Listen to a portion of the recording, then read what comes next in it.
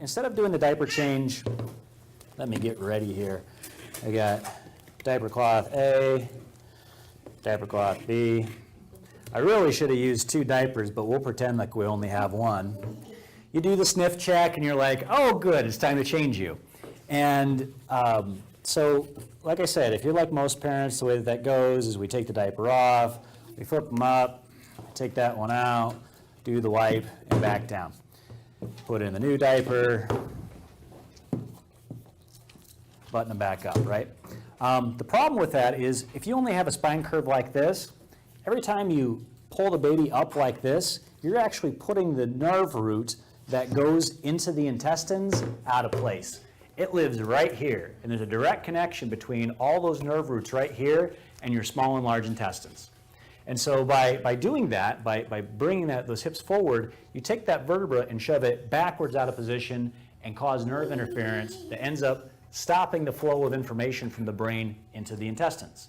So during this point in time, what are we doing? We're learning like crazy, right? You've got your breastfeeding, so the environment on the inside's changing. Like I said, 80% of the immune system's designed by learning from what the gut has going on. So you're causing a lot of gas in this area just because the intestines aren't able to process information right. So they bring me to the chiropractor, I take a look and I go, yep, here's where the problem is, and we do the adjustment, and then it's better. And then we come back the next week and we've got the same problem, and I go, yep, here's where the problem is, yep, it's better. And we keep on going over the cycle until, about 6 months to learn how to crawl because the spine curve's changed. If you just do this one thing, so we take the diaper down and we just roll over the side, and you lift a leg and you clean this side. We're pretending that's a fresh diaper. And you roll and go right through there. Sneak that diaper back through. And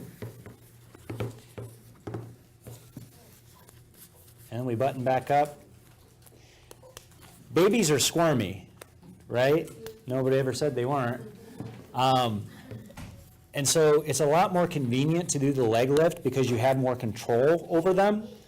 But once you get the hand of just being able to single-handedly roll, all you have to do is just hold them by their chest. You just hold them by their chest and roll them over and do the one hand. Roll it over. It takes a little bit of prep work to have all your stuff together, but just that one change stops you from taking that primary curve and putting that vertebra out of place. Now, when do you need to do this to? Up until they learn how to crawl. Because once we learn how to crawl, then we start developing this curve back here, and then we can have room to do the bending in through there.